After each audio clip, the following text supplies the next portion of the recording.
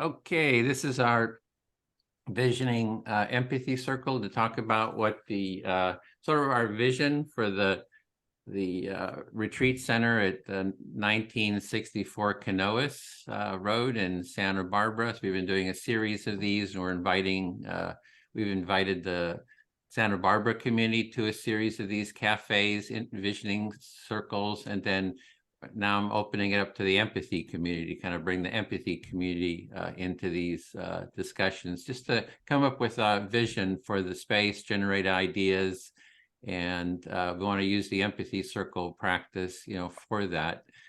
And I thought we'd just start off. We took about 5 minutes for people to write down their ideas, so we just like generating some ideas on our work page here, or our documents page. And we had 2 people, and others were going to join us. Violetta didn't feel well, so couldn't join us. We have one other that might jump in too, maybe just coming late, Bill. So maybe we can just get started with our introductions and why you're interested in this project. I'll just model it. Edwin Rutch from the Center for Building a Culture of Empathy. Been working 15 years on how to build a more empathic society, and live here in the San Francisco Bay Area. My brother just bought the property and asked me to manage it and develop it. So I'm very interested in the property for that reason, and kind of getting the ball rolling on it. So Zach, you want to introduce yourself? Yeah, sure. My name is Zach Ware, and I'm the founder of a product called Pollock Action, where we are intending to take a lot of what we're learning about reflective listening and making reflective listening like a more intuitive and user-friendly process where, you kind of engage in that behavior on video conference and, feel good while you're collaborating or learning with friends, family, or coworkers. And sorry, Edwin, was there a second part of the prompt? Yeah, why you're interested in this visioning and envisioning on this specific project. Absolutely, yeah. So I'm interested in this project because I think this is like a really great step in terms of, scaling, reflective listening and making this something that's like normalized in people's lives. There's already a lot of professions like, especially like caring professionals who use reflective listening, and this retreat center could be, potentially very effective in making reflective listening something that's just like normal, happens in everyday life. Maybe you don't do it every day, but it's just like something that's just kind of part of, what people do on a regular occasional basis. Okay, thanks. Lou, do you want to check in? Yeah, so I'm Lou Zweier. I've been involved with Edwin in the Center for Building a Culture of Empathy for, I don't know, 3, 4, 5, 6 years, something, a long time. Long time. Helped to develop the empathy circle training and been training cohorts of people for more than 2 years. Yeah, and I think this opportunity to have a physical location that is a center for building a culture of empathy and other kinds of personal growth and healing practices that are aligned with building a culture of empathy, I think is a tremendous opportunity, I think actually is an amazing opportunity. So the idea of, taking some time to think about what might that look like, what might it be like, thinking about that with other people, I'm happy to be doing that. Thanks. Larry? Well, I'm Larry, a retired occupational therapist living in Florida, and I came across the empathy circles on YouTube and fell in love with them. And I think it's phenomenal to see that the work of Carl Rogers continues, and it's relatively easy to learn, to reproduce, to practice. And as Zach was saying, to have this way of empathic communication become normalized in society instead of what's already normalized, which is the competitive, egoic, amygdala hijack method. So I'm happy to promote or share the idea of empathy and empathy circles anywhere, anytime, all the time. That's why I'm here. Thanks, Larry. Bill, we're just doing intros, your name, location, and why you're interested in this visioning for the Sure. Mr. First of all, let me apologize for being late. I was distracted. I apologize. And my name is Bill Filler. I'm a retired special education teacher, and I had worked with very challenging students and families during my career. Unfortunately for me, I only discovered empathy circles after I retired. But knowing what I know about trying to heal students and families, give them what we call the corrective emotional experience, I feel like Larry and all of you here, that the empathy circle is an excellent, excellent way to go. And I'd be happy to have training people and get that into the schools because I think it's really needed. Thanks. Great. So we're going to use the empathy circle practice for this. Anyone that's not familiar with it can just observe it. And also in the description, there'll be links to how the process works. It's fairly simple. Everyone here's an expert in the process. We're going to be doing 5-minute turns, and Larry's going to be doing the timekeeping. And so we can just get started. And whoever wants to be the first speaker, select your listener. And our question is, what is your vision for the building an empathy-based retreat center at the 1964 Canoas Road in Santa Barbara? And we got about an hour and a half to go, so jump in, whoever would like to start. All right, I'll go first. Why not? All right, Larry, would you be down to listen to me? Yes, Zach, I'll be your listener. I think you said 5-minute turns. 5 minutes? All right, sweet. So oh yeah, I see the timer there. All right, so let's see here. So I think I'll just start on. So I sat down for an hour this morning, wrote this out. So I'll start on the first one. So professional integration and workshops. So I definitely noticed in notes from previous conversations, people were talking about business groups or groups of corporate professionals coming to the retreat center. So just kind of building on that a little bit more. I think what could potentially be really fun is having say you have a group of professionals from whatever industry they might be coming from, and they come to the retreat center and say they do a weekend retreat program. That one format that they could potentially benefit from could be professional integration workshops where they actively brainstorm, and I'm sure they'll brainstorm as they're learning through the whole retreat, right? It's not just all going to happen in this one place, but at least you can have a dedicated time where okay, we're going to intentionally talk about okay, say we are from the automotive industry or something like that, and our job is we design cars or manufacture cars. Here, I'll pause there. Thank you, Zach. So I'm hearing you're kind of having a vision of the center being a location, a place where you could have professional workshops with the intention of using empathy circles or something like that, so that people could come together and have various kinds of workshops, but brainstorming in these workshops and developing that, something like that. Yeah, absolutely. And so say if, for example, we have a group of 6 people who are coworkers, or maybe they're in the coworkers, but they're all from the same automotive company. And say a couple of them are designers, and a couple of them are procurement folks, and a couple of them might be in the manufacturing part of the company.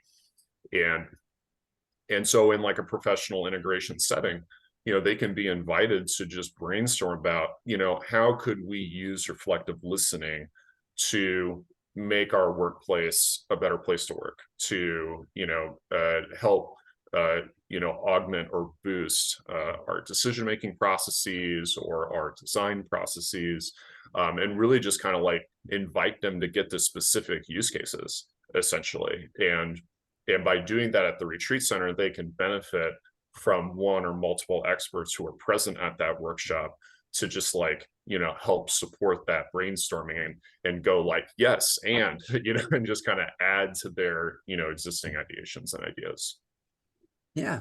So I'm hearing that you could have people from within a particular company come to these workshops, and they may not even, be interacting with each other in their company, but coming to this group They could be brainstorming together and hearing ideas that are collaborating to further the functioning and the success, possibly, of their own company through this collaborative experience of reflective listening. Yeah, absolutely. And I think, like, of course, like, try to think of as many different ideas as possible, but it's like, even, the achievement of, actually like finding one use case that, it could be one particular workflow or setting in their company where, they actually start doing it, that in and of itself is, pretty, important event, right? Because, kind of in my mind, my bias is just, exposure is the really important step, in terms of kind of developing, this movement. The more it just kind of becomes normalized and like, hey, it's not surprising that we're doing reflective listening right now. So I think I say that to say, like, we don't necessarily, goal doesn't have to be like, oh, we're going to help GM just reinvent its entire company. Like, no, that's not necessary. But it's like, even if just like one process, gets adoption here, that's really, really good. That's super positive. So, Zach, I'm hearing that there could be a very wide spectrum or diversity of personnel coming together and sharing ideas. And if one actual use of that collaboration comes about, it's a success. Yeah, totally. Thank you, Larry. Really appreciate it. Thank you, Larry. Thank you. Thank you, Zach. Lou, will you be my listener? Yes. Thank you, Lou. Yeah, I find that really inspiring what Zach is sharing, that from diversity, allowing diversity to be can spring forth something that was not seen before. Yeah, so you're really inspired listening to Zach talk about his vision and what you felt was, or what really resonated with you or excited you, is the idea that diversity, listening, and out of diversity would spring, something new. Yeah, that it's the allowing, the diversity of workers within one company to each be heard. And from that allowing each to be heard springs forth unforeseen possibility. Yeah, so it's really for you that inviting or allowing diversity from within the company, all different voices from all different levels of the company, and allowing that, and that out of that, something unpredictable would spring, something new, something different, and that's an exciting idea to you. Exactly, Lou. Exactly. It's really that Carl Rogers, unconditional positive regard, allowing people to be themselves. And from that space of allowing, something unpredictable shows up. Yeah, so you just really trust what Carl Rogers said, which is that if you provide unconditional positive regard and you allow people to be who they are and show up as who they are, that something wonderful will come out of it, something new and different will come out of it. Yes. And I would even use the word, it's inevitable. Yeah, you think it's inevitable that something will come out of it, because that's just the nature of human beings and the richness of diversity. Thank you, Lou. I feel fully heard. Thank you. Okay, great. Bill, will you be my listener? Sure, happy to. Yeah, so first I'm moved to say that it's really good to see you. I haven't seen you in a long time and I miss you. And so I'm very happy to be here in the circle with you and just connect a little bit. All right, so you're happy to connect with me. Yeah.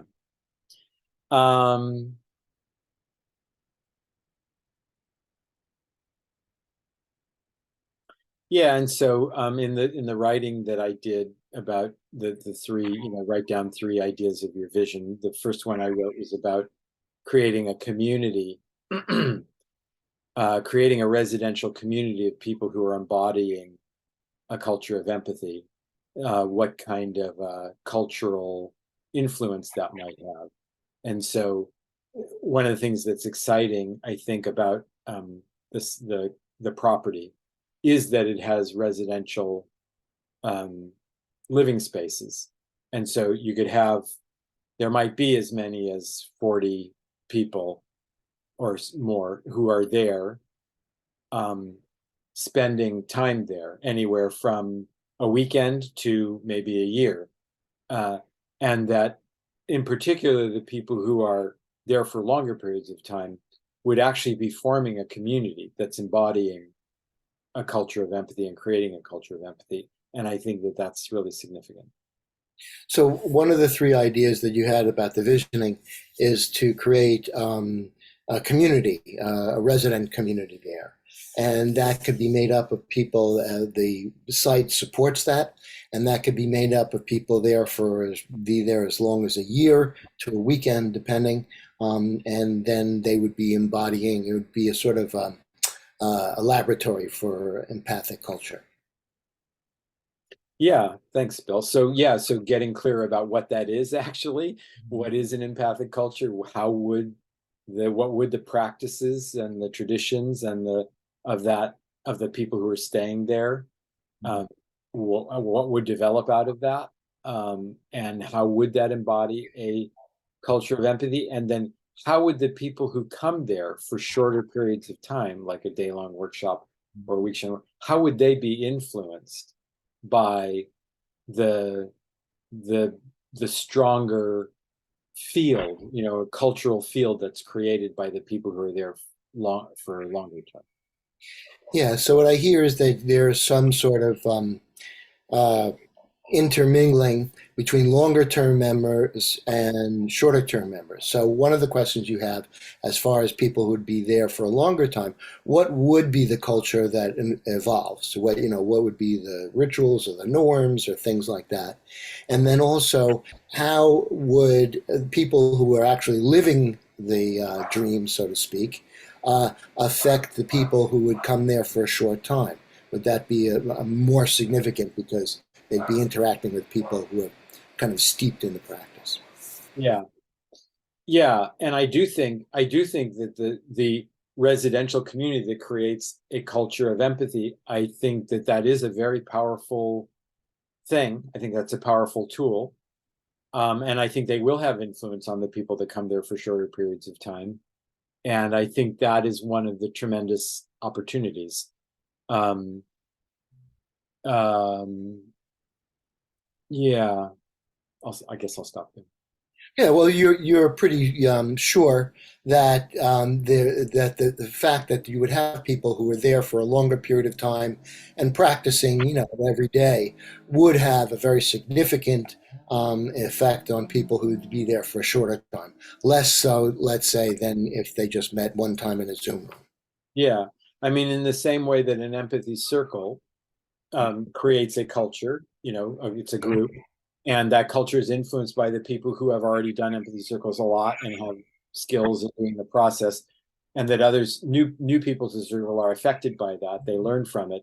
In the same way, I think that would happen at the center, where people who are visiting the center would enter that culture, and they would be influenced by it.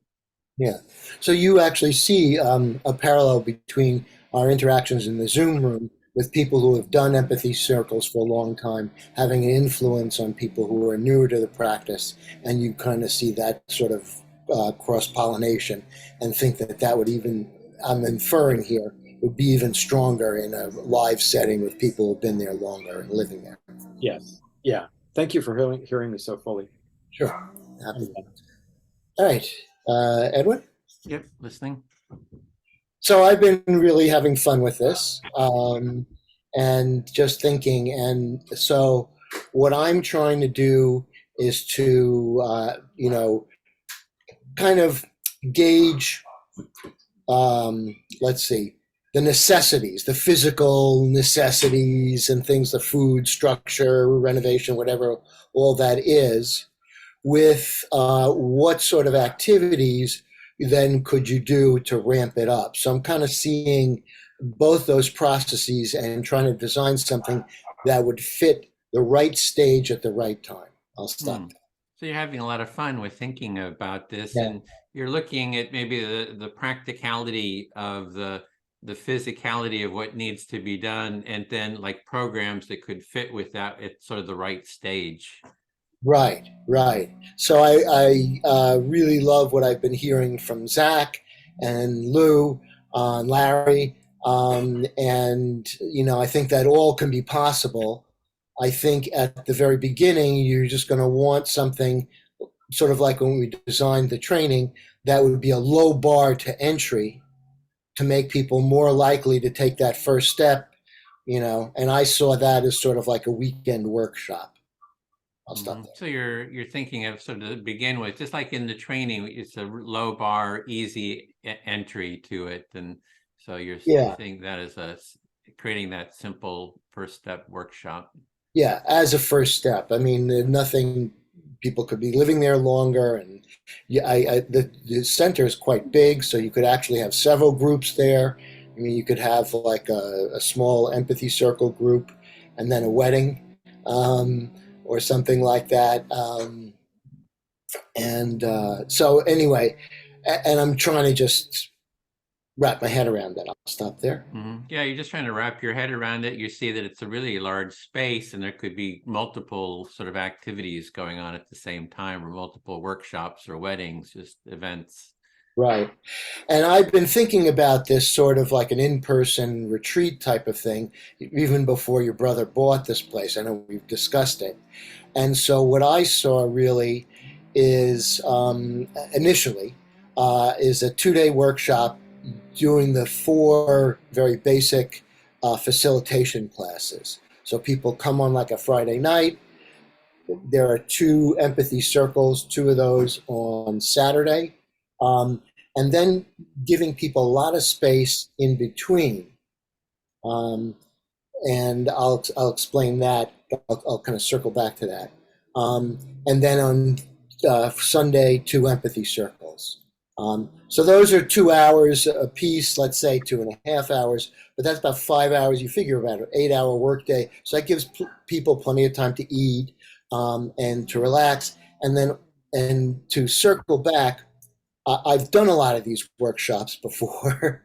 I had to do a 4-day workshop for Crisis Prevention Institute. And sorry, I'm going on for a bit here. Do you want me to stop? Yeah, if you want. You're excited about this idea because you've already been thinking about doing this in-person workshop even way before my brother bought the property and this became an option. So you've already started kind of going through the different process. How do you design the course, and you have some prototype ideas, for how to do that. Yeah, and so what a lot of the when I've done things, they stuck you in a basement with no windows for like 4 days, or even when they had a nice room with like big, picture windows, they'd close the curtains, and the point was to sort of like, I don't want any distractions, and this is about listening.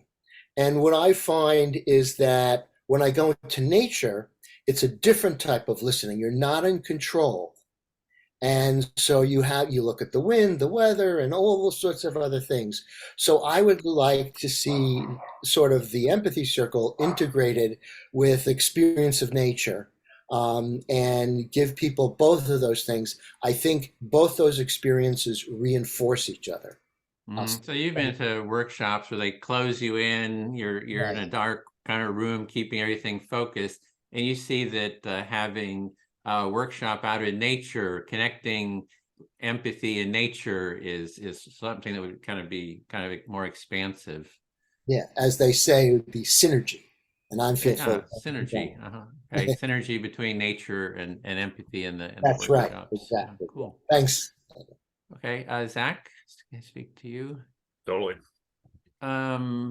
I hear you and Larry talking about the empathy circle and active listening. So, which I think is like a core concept, core practice, but it's a sort of I just wanted to bring up that it's a bigger vision of a culture of empathy, and there's a lot of work to be done, for good writers, good storytellers, to create the philosophy, that the documentation to sort of create the stories and the philosophy that kind of promote a vision of that larger culture. Yeah, so I mean, you're sharing a reminder that our focus here is not simply the empathy circle. It's not simply active listening or reflective listening, but that the larger project is culture of empathy and basically facilitating the leadership. I think you mentioned like writers, like people who are going to articulate that culture and how people are going to use these things. Yeah, there's a philosophy and also a storytelling aspect. And we're down in LA, we're just kind of the storytelling capital of the world, really, with movies and stuff. Yeah, so geographically, the center is positioning us very closely with many storytellers and effective storytellers. And so that's an important element to opening the center where it is. And so within that larger picture is active listening, the empathy circle, which I find is sort of like a core practice, sort of like the compassion mindfulness community has meditation as like its core practice. And I see this, so that for the empathy community, empathy circle, active listening is like the core practice, but it's just one of a whole spectrum. Yeah. Yeah, so you're pointing out how like with a number of different like compassion oriented communities, meditation is their core practice that they kind of branch and build from. And for us, it's the empathy circle is that core practice, but there's much more to expand from that core practice. Yeah, and then because it's the one sort of functional practice, and we're sort of doing it right now in a sense of holding workshops there. This is a workshop, we're holding it right now. So this is actually our first workshop for the center in a sense. So we're already holding empathy center workshops right now because we're taking part in it. Yeah, so workshops are definitely a part of this center's programming and purpose to facilitate these workshops, and we're even doing that right now. This is the retreat center's first series of workshops. And yeah, so I guess I wanted to create that bigger picture. We have multiple practices. The empathy circle is one of the core powerful practices. But then there's other ones like human-centered design, I see as a very empathic-based practice. I think that sort of touches into the corporate brainstorming kind of work that you're talking about, where people come together in human-centered design, they have a problem that they're working on. They start with empathizing with each other and what the needs are, but they have a big defining of the problem phase, and then a specific creativity phase where you kind of bring in creativity, and then you create specific projects, and then you test the projects, and it's a whole iterative empathy-based, creativity-based process that I think is really powerful as well. Yeah, so you're bringing as an example human-centered design as an example of one of those wider culture of empathy practices, and how that ties into like that corporate use case or business use case, essentially. So where you can start from empathy circle, you can start with that base of reflective or active listening, you then expand into human-centered design as one of the branches or kind of next levels to promote into. Yeah, and I think that you kind of grasp that because of your programming background, because user design is sort of a big part of programming, which you do, and that's kind of based, very empathy based. Like if you're designing something, you have to be able to understand where people are coming from to design an effective program.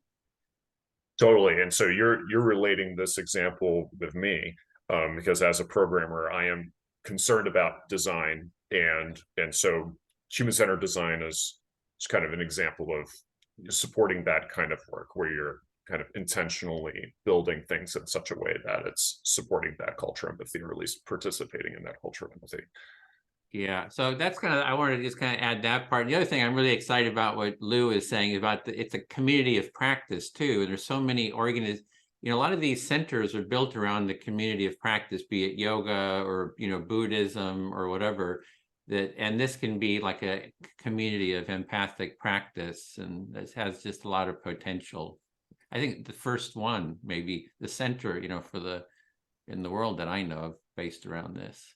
And so you're naming as like an important dimension as how this work is going to relate with religious communities as well.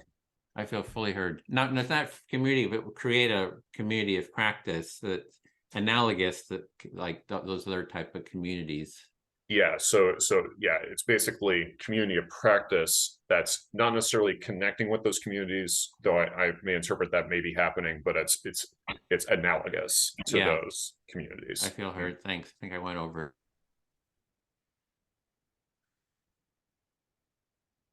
Yeah, sorry, Edwin, if I was throwing too much empathetic guessing in there.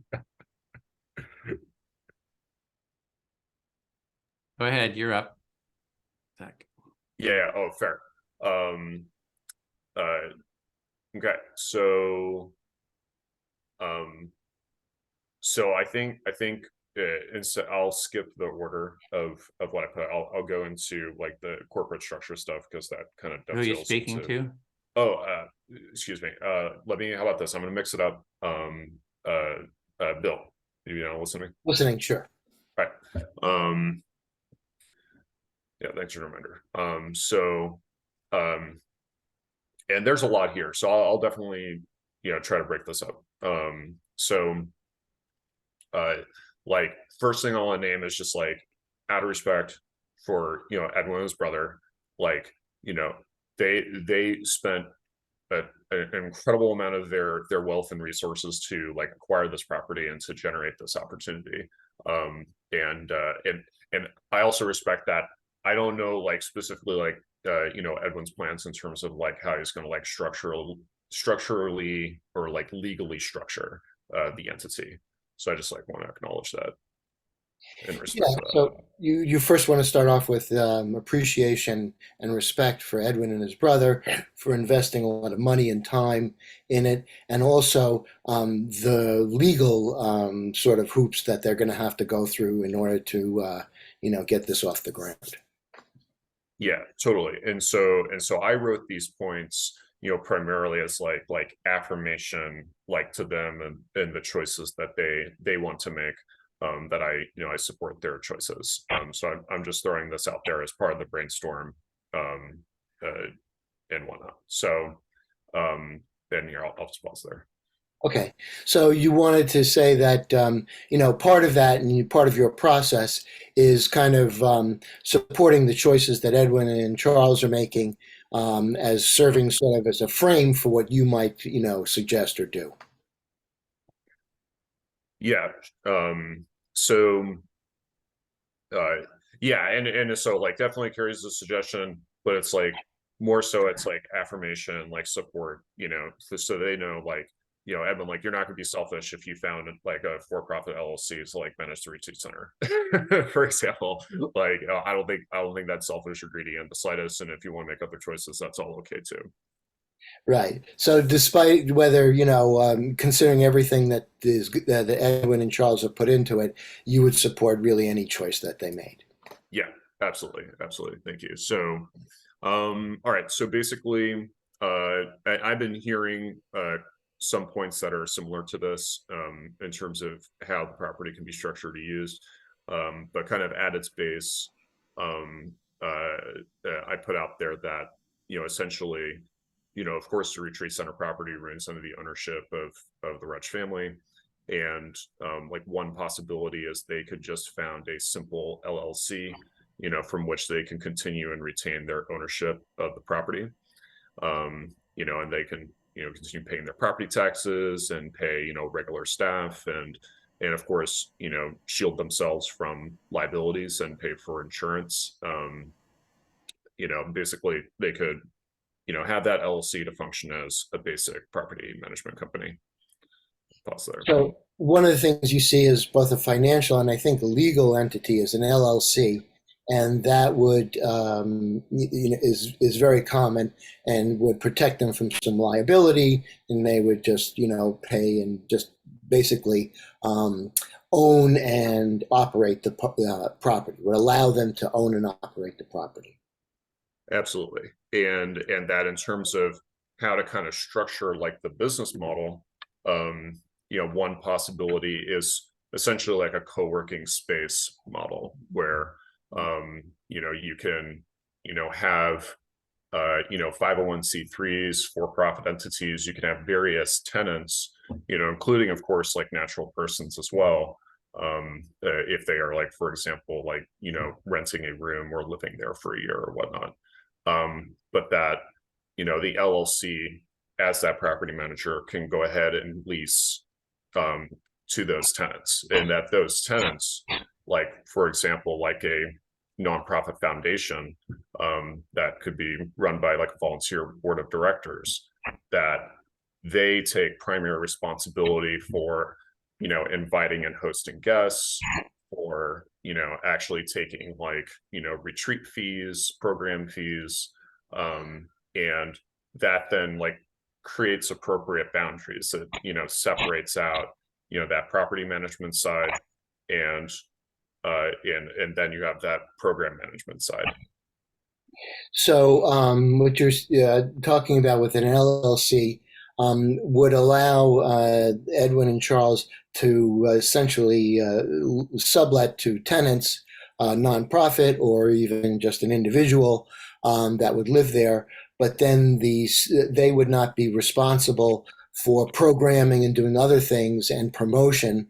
And so that each tenant would then do their own promotion and could run, things independently. Yeah, absolutely. And of course, like, Edwin could still be like chairman of the board or still on the board of like, say, like the core 501c3, right? And part of the benefit of this kind of model of like a co-working space model is that it can provide a lot of flexibility. It would lend the retreat center to function more like an incubator. So if you have like different generations of leaders who come through and they start working through the center, then they can kind of grow and also shrink with the space. So would you feel that this sort of layered LLC overreaching and then the sublet would allow some flexibility and allow people to evolve and change as they use the space, and either develop things or then go on to something else, and while maintaining proper boundaries, I think you said. Yeah, definitely. I think like Remember the time. Oh, absolutely. I Yeah. wasn't even watching. Thanks for the reminder. Okay. Thank you, Bill. Okay. You fully heard me up to this point. Okay. There's more to come. I know. I can hear that. All right, Lou, would you listen to me? Yeah.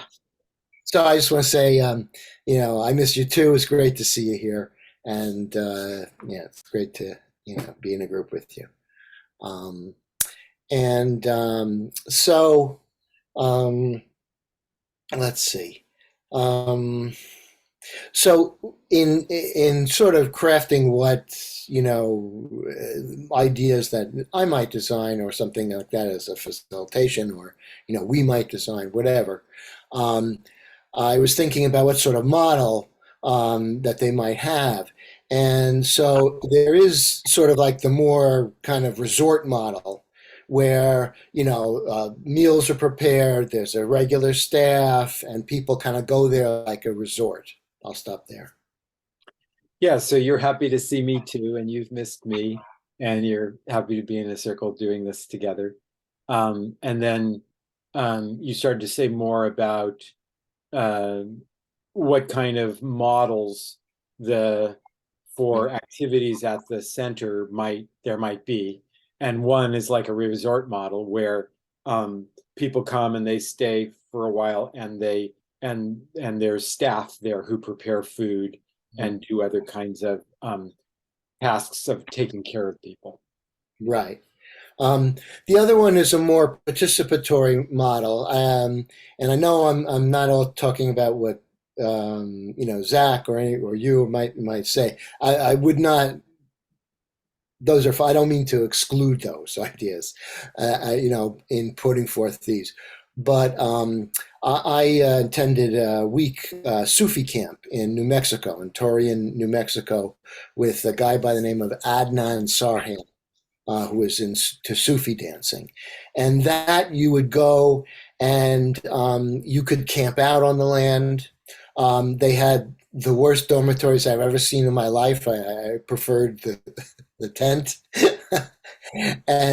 But then you also had a job. And so that everybody there was participating, like would make the meal, clean up after the meal, do some housework, get errands and things like that. So it was much more participatory, and it was also quite reasonable too. I mean, that affected the price. I'll stop there. Yeah. So kind of in contrast to the resort model, another model that you've experienced and you think might be beneficial is a more participatory model that's more like a Sufi camp that you went to, where the people who are coming, they have a choice of lodgings. Like they could, instead of being inside, they could be outside in a tent, and they have a job to do. So they're helping to prepare meals or some other kind of job that is a contribution to the running of the thing. And that having a model like that also helps reduce costs for people. If there's less staff or maybe less dormitory needs. And you also made the point that none of the things that you're offering here are meant to exclude other things, other ideas that people have. Right. I mean, I just see this as brainstorming, and I get excited, and sometimes that's interpreted as aggression, and I don't mean it that way.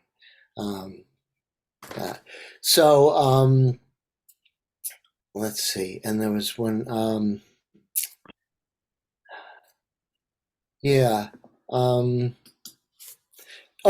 the other point I was thinking is that I thought that Edwin and Charles have done a really great job, in the sense that there was some controversy over this, and they've reached out to the locals.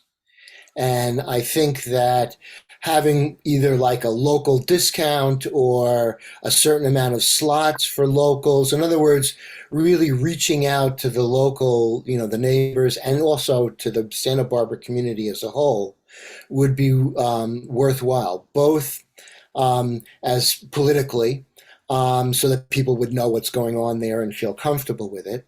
And then the other thing is that I think that it's an excellent promotional tactic, because the people there, are movers and shakers, and they could be influenced, and then, and force others to be influenced as well. And that was a joke. That's Yeah. So the points you're making this time are that you wanted to just reassure everyone that the excitement and energy with which you're presenting your ideas is just because you're excited about it, not because you are insisting that they're the ones that should be done, which has happened sometimes in the past. It's been interpreted like that. So you wanted us to know that. And then you wanted Edwin to know, or all of us to know, that you think Charles and Edwin have done a really excellent job of reaching out to the Santa Barbara community and creating opportunities for people to talk about their ideas and thoughts about the center, because there had been some controversy about it in the past, and that you think it's a really smart idea to offer things to the local Santa Barbara community, like discounts on events, or a certain number of slots for local people, so that the local Santa Barbara community is benefiting a lot from the center. You think that's both politically smart and also kind of marketing smart, because then people are involved and they know what's going on and they can help promote the center. Thanks. I feel fully heard. Okay.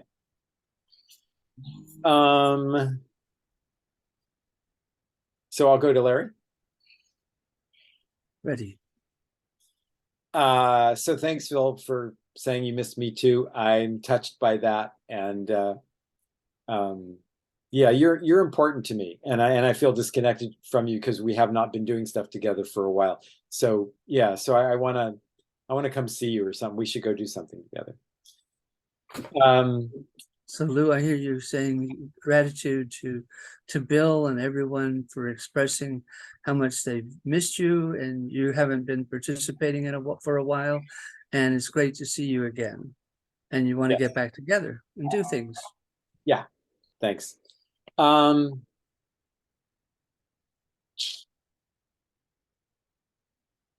So I'll say that I like Bill's sharing about the Sufi retreat he went to and how people work as part of it and that helps lower costs, or there's a range of options for how to stay because that also lowers costs. And I'm happy to say that in the discussions I've been part of, where different kinds of budgets have been formulated for how the center might be run, that what you're describing, Bill, is something that has been considered, or I mean, is in the mix. That there would be a range of kind of people that would come to the center. Some who are there residential and staying long term and working, like doing work study things, and others, that would just pay money because that's what they can do. I'll stop there. I'll pause there. So Lou, I hear you saying that there's a wide range or spectrum of visitors that could come to the center, and that the Sufi format that Bill was describing, in which all participants share in participation, events, and even the maybe the kitchen and the work, and kind of envisioning a little organic garden sharing where everyone is sharing, and that would help to reduce the financial burden, so to speak. Yeah. I mean, it needs to be examined actually whether that really well. It reduced the financial burden for people who are wanting to come to the center. I think one of the things that's a challenge about this particular opportunity or location is it is a fully developed property that needs maintenance and needs groundskeeping, and so there are a lot of built-in costs that have to be covered. And they're non-trivial. They're probably $300,000 a year or something, or $400,000 a year. And unlike Esalen, I remember hearing the story of when Esalen was first created.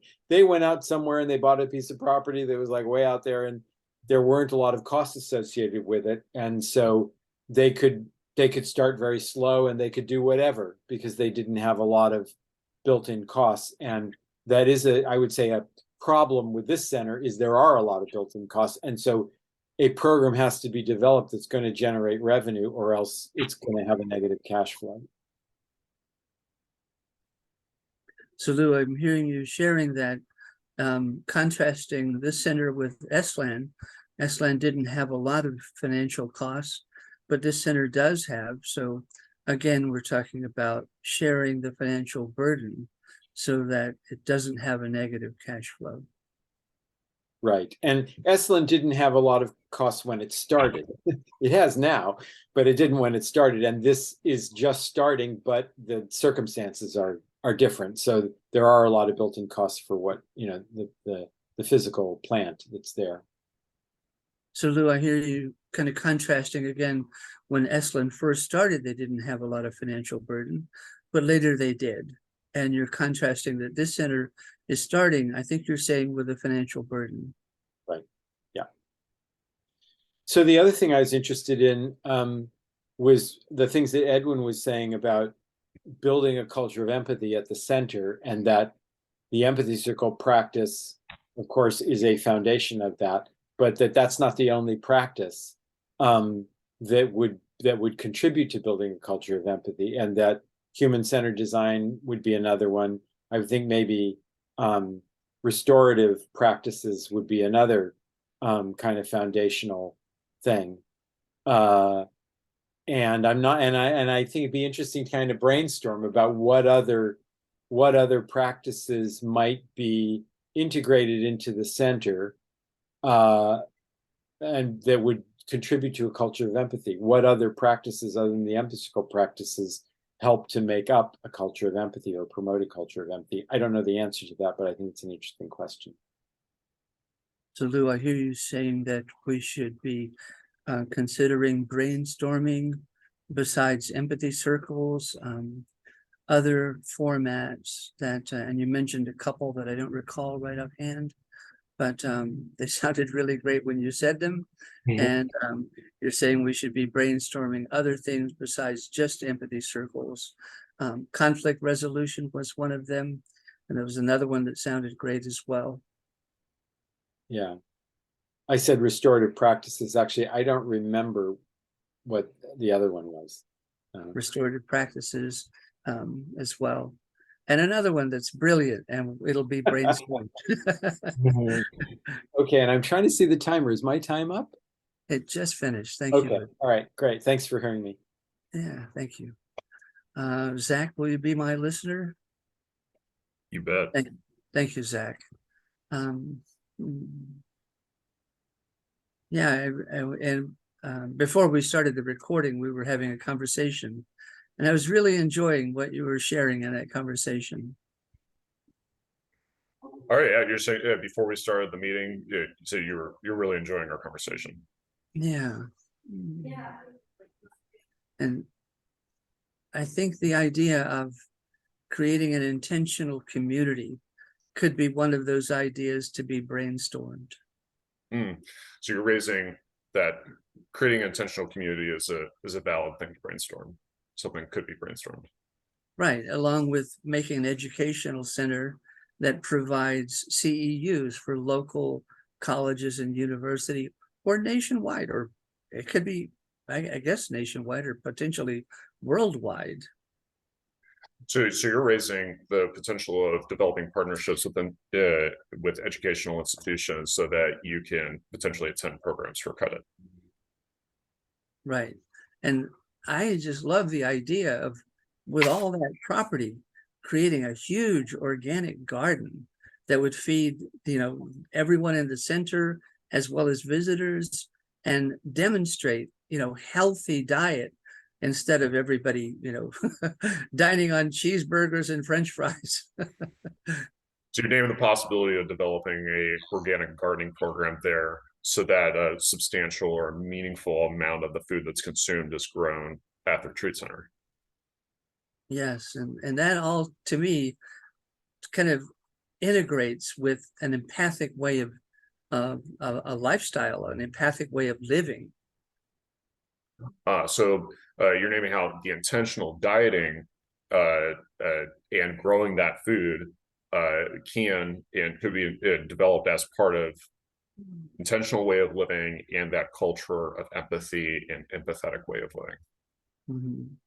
And I noticed that the grounds has a building that's dedicated as what appears to be some kind of a cathedral or kind of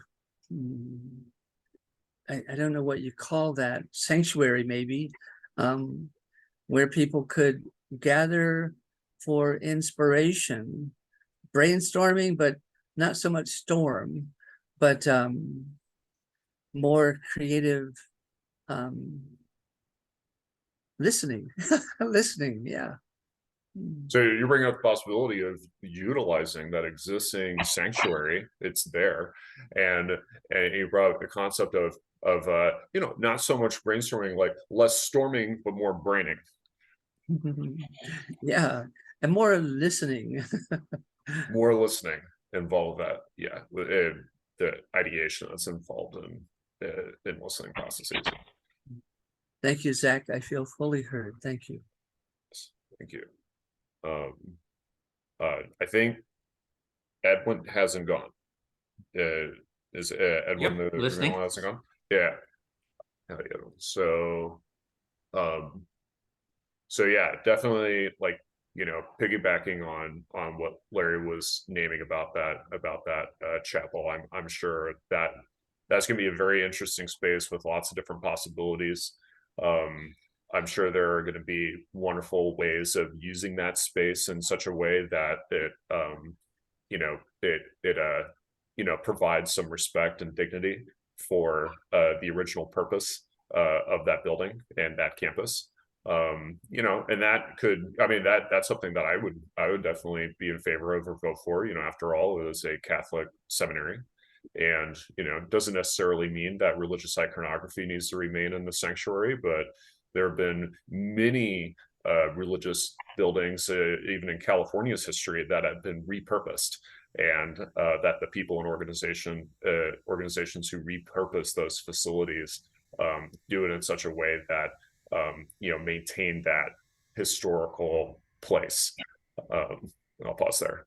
Yeah, so you're wanting a sense of respect for the chapel that's there. It's a Catholic chapel, and it can be repurposed, but have a sense of respect for maintaining the history of it. And you've seen other places that have done that type of transition too. Yeah, like one potential interesting example could be, I believe that it was a former Masonic lodge or temple, huge facility in downtown Oakland that was converted to a mosque.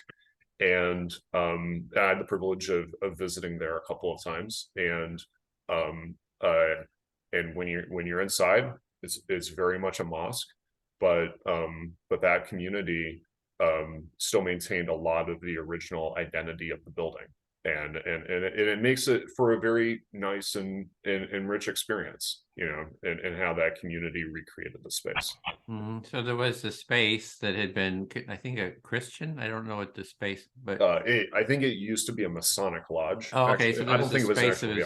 Maybe a Masonic lodge, but it was repurposed as a mosque, and it kind of maintained some of the previous maybe architecture design and had respect for it, sort of integrated. Yeah, absolutely. And so yeah. Of course, I don't have any specific ideas, so I'll probably stop from elaborating further on that. But that seems like a really nice and exciting project, and could also be part of community dialogue as well. That could be part of engaging with the greater Santa Barbara Christian community, or even the Archdiocese, since it is a former Catholic institution, and at least having some friendly conversations and dialogue with them, and going, hey, here are some ideas that we have, what do you think? And their creativity could potentially really contribute. So in terms of using that space, since it was a Catholic space, connect with that community, the Archdiocese there, and just have a discussion with them, what they think about any ideas. And it's good for creating connection and good relations with the community. Yeah, absolutely. I think, what Bill raised about kind of like, the option of like, it functioning as kind of a resort. And that's a really, I think it's an interesting kind of, potential like set of, conflicting, uses, right? Because a lot of people, if they like, they could expect retreat centers to be very like peaceful, quiet, contemplative, right? And if there are multiple uses going on the campus, then that could potentially create like bustling, or energy, which can be good and bad in different ways. Yeah, you're thinking about the energy of the space. Retreat centers might be, calm, quiet, energy, versus if there's multiple events, there's going to be a lot of more different types of energy. So you're just thinking about the nature of the energy there. Yeah, and I definitely remember, like, I did go to summer camps as a kid, and I remember like, what could be the most exciting day is that first day, when all the kids and teenagers are like getting off of their buses and stuff like that from the airport, and we got all of our backpacks and gear piled up on the ground, and we're all like, meeting each other for the first time. And that's like a very bustling, like, kind of activity. And so just that memory, I'll stop it here, is just kind of like in terms of designing the cadence of the campus, kind of having appropriate times a day for those different kinds of events and elements. Yeah, you're really thinking about the cadence, the energy of the space, and just remembering how the energy when you got off the bus with your first camp, the hustle bustle of it. And so just sort of thinking of user design, I guess, maybe the emotional experience people will have. I think that was Totally. the time to, Yep. Thank you, Edwin. okay, speak to Bill. Listening? So, Zach had brought up the structure, so I didn't want to kind of give that picture just so everybody's sort of aware of it, the organizational financial structure. So you wanted to elaborate on the organizational financial structure. Zach, Yeah. brother. So my brother has an LLC, and that was through the LLC purchased the property. So that's, you have that LLC for liability issues to protect your other assets. So your brother already has established an LLC that protects the other assets. So that part is done. Yeah, and the idea, I mean, he's, through that LLC is developing the property, going to be doing the renovations. And then we're setting up the Empathy Center nonprofit. So, I've got 15 years of doing the Center for Building a Culture of Empathy, but it's been more of an association, just a name, kind of a nonprofit. No money goes through it. I didn't want to do all the double entry bookkeeping. So, any kind of donations people donate to me directly, or I do, work through my own, paid work through my own consulting. So we're going to take that Center for Building a Culture of Empathy and turn it into a nonprofit. And I'm going through all the books here, how to set up a nonprofit. So so we're going to create that nonprofit. So your brother has already established the LLC, and then referring back to Zach's sort of model, then the Culture of Empathy will be a nonprofit, a legal and financial nonprofit, and which is another step for the Culture of Empathy, and that would be then residing there, albeit more closely related to the LLC or your brother than other entities might be, but it would sort of fit under the umbrella of the LLC and be established there as a physical but also financial and legal entity.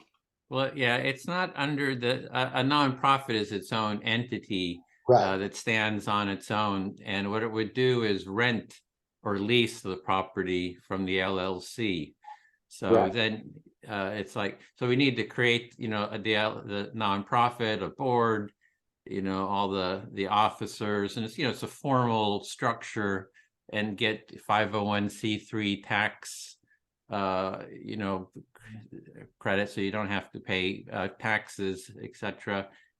And then that just leases the property from the LLC, and it runs all the programs, does all the kind of stuff that we're talking about.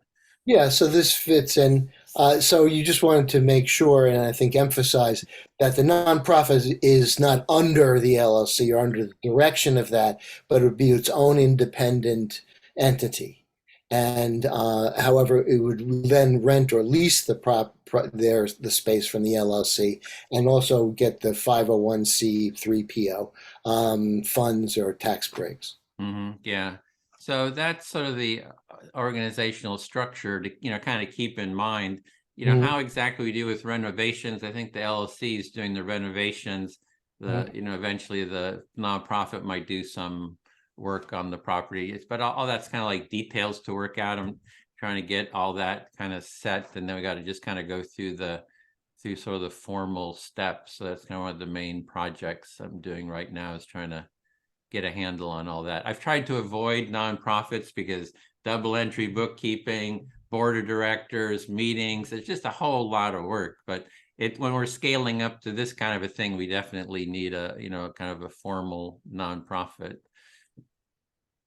Yeah, so so you sort of have a division of labor as far as the renovations are going. The LLC is taking care of that. However, once the nonprofit is established, there might be some collaboration there in that. But you wanted to also, and you had resisted becoming a nonprofit before because of all of the work involved and the responsibility involved, but that this sort of escalate or scaling up requires a nonprofit in order to to make things clear and work. Yeah, in terms of the aesthetics, you know, I like the nature aesthetics, like how do we create it's very institutional property right now, like, you know, like a school, it just has that institutional feel, and how do we change that user experience, the aesthetics of it? And I like the whole gardening aspect, nature and gardening. How do we bring in this nature sort of feel? And I've thought of like terracing those hills, having like a gardening desert, semi-desert gardening type, terraced hills, which is like a 10-year, 20-year project. So anyway, just adding that to Larry's idea. Yeah, and aesthetically speaking, it's in a beautiful place, and kind of deserty, but it's sort of an institutional. It's very kind of Spartan, lots of right angles, and then you're looking for adding, gardens and things like that to soften, to really bring nature in and to integrate it a bit more. Feel very heard. Thank you, Bill. Sure. Okay. All right, Larry. Ready, Bill? Okay. Um, so, yeah. Well, this is all very exciting. And certainly it's kind of gotten my creative juices going, and there's all these possibilities. Um, and then what comes up to me now is that, sort of like timelines, like, practically speaking, when would the nonprofit be done? Is there any kind of work that needs to be done on that extra? The space, what needs to be renovated, what needs to be renovated in order to make it be up to space. So I'm kind of thinking about nuts and bolts. I'll stop there. All right. So, Bill, I hear it's all very exciting. It's kind of like a dream come true. And now that the dream has come true, let's get down to the practicality, the brass tacks, the logistics. How are we going to make this kind of Garden of Eden vision actually come into fruition? Yeah.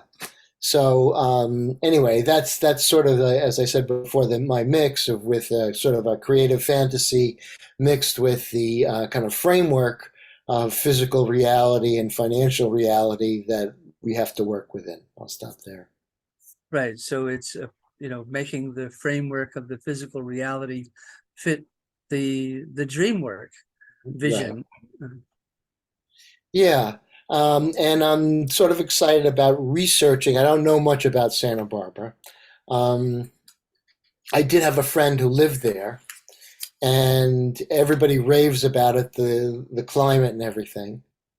And he said I had to get out of Santa Barbara because it was just so nice that if I had stayed there, I would have never done anything with my life. And you're not really familiar yourself with Santa Barbara, but you had a friend who lived there, and everyone raves about what a wonderful climate, and they just love Santa Barbara. And you had a friend who said, I had to get out of Santa Barbara because if I stayed there, I'd never do anything, something like that. Yes, right. So what I'm thinking, I can see the hills, and I've lived in places like that, so I kind of understand the terrain. Sally talked about a zoo. I'm a kayaker, and I know that there's some kayaking, some whale watching. People go out there, and so really looking to kind of find out what's available there, and there are probably a lot I don't know. I'll stop there. So there's probably a lot to explore in Santa Barbara, including you're a kayaker, so the idea of whale watching and maybe adventuring out in the kayak in the Pacific Ocean sounds interesting and intriguing, and maybe a possibility of whale watching from a kayak in the Pacific. That sounds pretty interesting. Yeah. And other facilities, I think you mentioned that Sally mentioned there's a zoo there as well. Right. Yeah, and I'm sure there are other things, and the sort of in my vision for the kind of the 2-day retreat and stuff, people would have options So people would not be forced to hike or anything like that. They could sit out on the veranda. There's a nice patio. They could just hang out. They could read a book, or they could have these other options. Mhm. So with something like a 2-day retreat to the center, you're envisioning many options so that people wouldn't be forced just to do a hike if they didn't want to. They could sit on the veranda and enjoy kind of relaxing, enjoying the view. There would be many options. It wouldn't just be one thing. Right, right. But the theme, the unifying theme there, and then I'm done. Is integrating the outside and nature with the inside. Mm. And the unifying theme is to integrate this outside amazing nature with the inside. Thanks, Larry. I feel fully heard. Thank you, Bill. Lou, will you be my listener? Yes. Thank you. I love that vision of integrating, all of nature with our own kind of inner garden. Yeah, so that picture that Bill painted of integrating nature with our internal landscape or internal garden, you really like that. Yeah, to me, that kind of goes along with the idea of integrating this infinite universe of stars and stardust with the internal stardust garden we're all made of. Yeah, so for you, that really kind of evokes or resonates with your idea of integrating the larger universe, like the whole universe and stardust, with our internal life, which is a universe of itself with its own stardust. Yes, that we cultivate the peaceful garden within, and then it can be shared with everyone. Yeah, so you would really like to see people cultivating the peaceful garden within so that comes out and it's shared with others. Yeah, and it might sound like having other people do it, but it seems like it starts within each of us. Yeah, so you're really saying that this is a strong intention of yours to do it yourself and to have each individual do it, not a do it. Yeah, and I'm not trying to say force anyone to do it my way.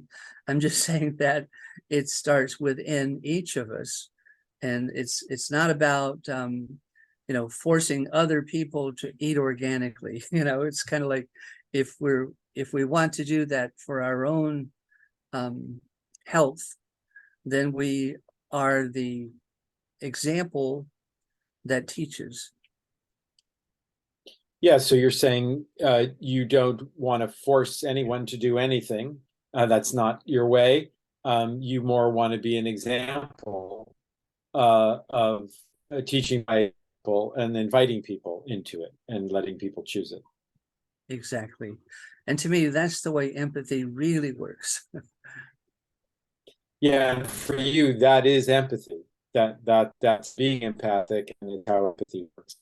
Yes. Thank you, Lou. I feel fully heard. Okay. I'll go to Edwin. Listening?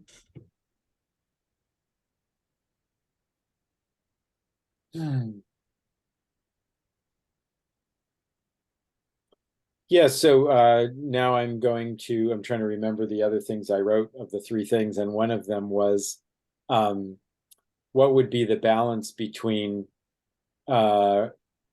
on-site, face-to-face activities and remote, virtual activities? Would there be a mix of those? Or would there be, and if there is a mix, what would it be? And I think that that's an interesting thing to consider. Yeah, so an interesting thing to consider for you is what is the mix of online and in-person activities that would happen there?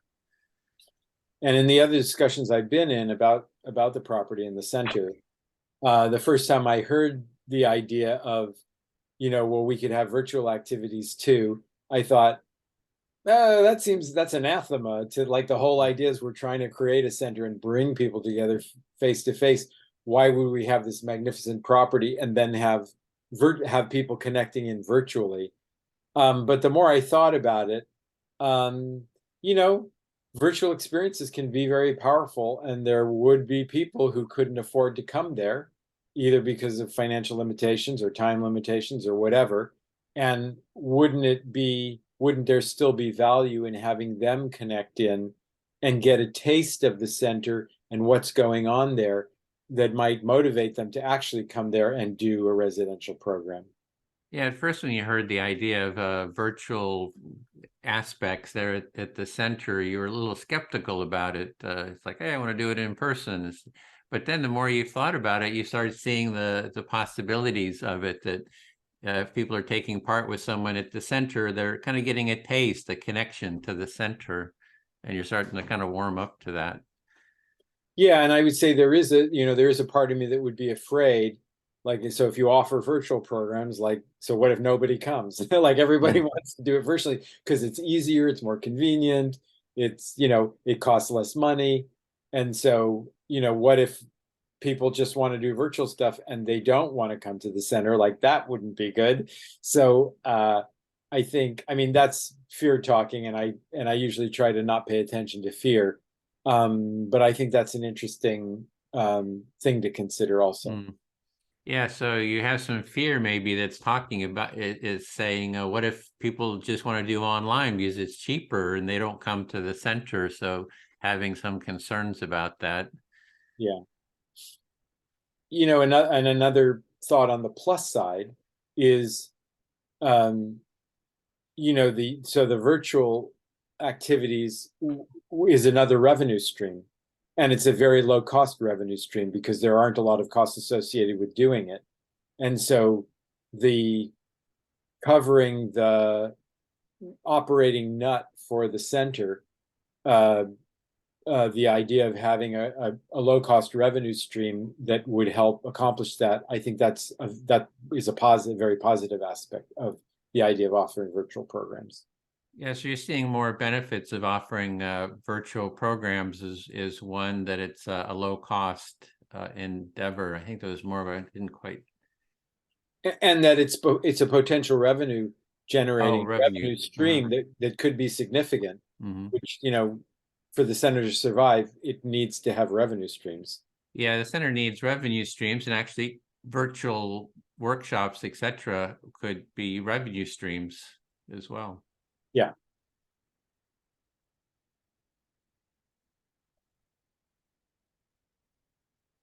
Yeah, I mean, there is the technology costs of, well, if you wanted to do hybrid, so another idea with the virtuals is having a hybrid experience.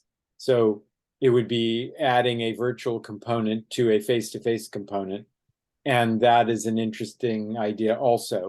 But it does require significant technical stuff to make that work well, that the virtual participants can be seen and heard, and that the local participants can be seen and heard by the virtual participants. That's not an easy, it's not an easy thing.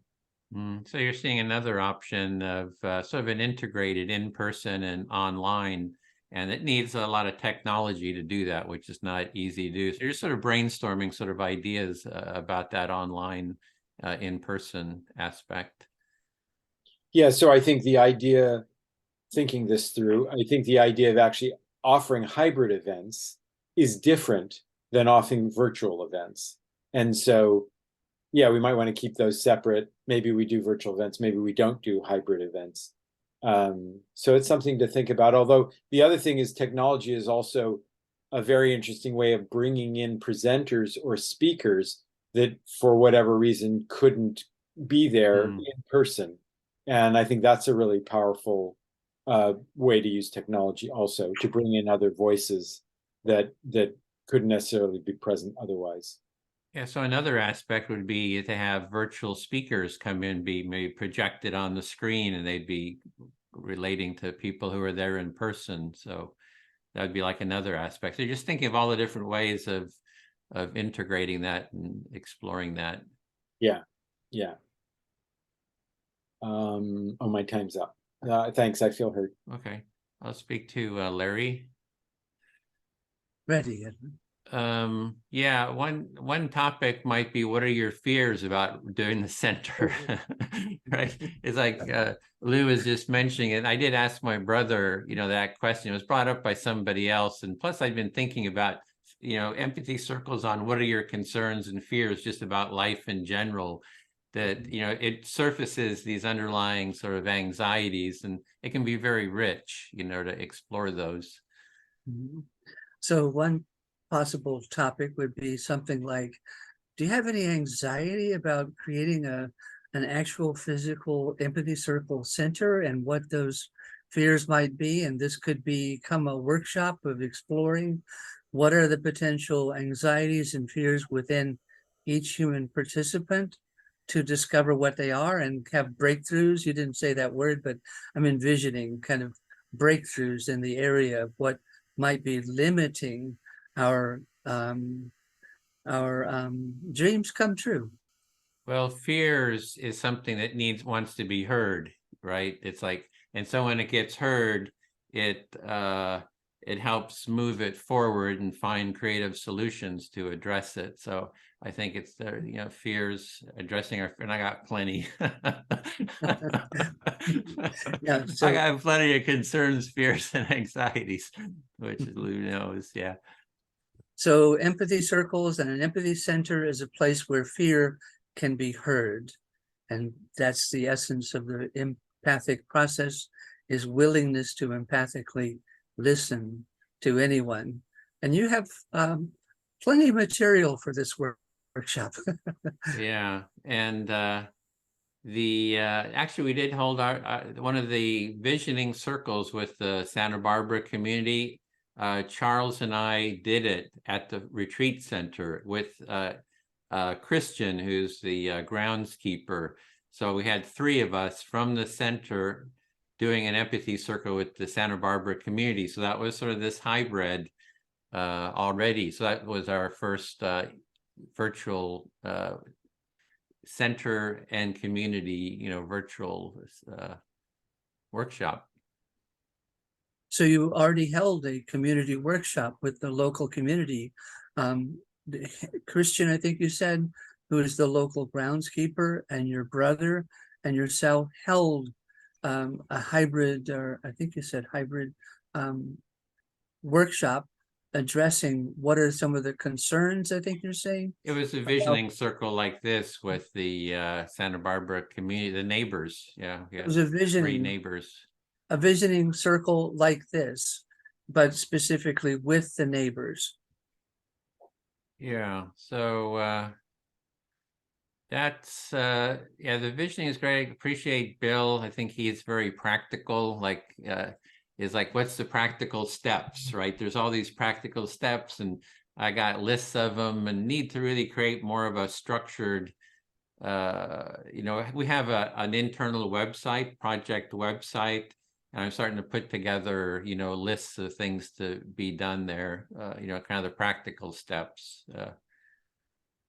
And you appreciate someone like Bill, who, he's a sailor, he's got a sailboat, he's very practical in keeping the sailboat going, and he is also helpful with looking at the practical aspects of this the center, developing the center. And you're also developing a website that's developing a list of the practical logistical steps that all need to be in place. Yeah, that's sort of there's project management, right? You got your Gantt charts, your scale. I mean, there's just a lot to really set up there for the development.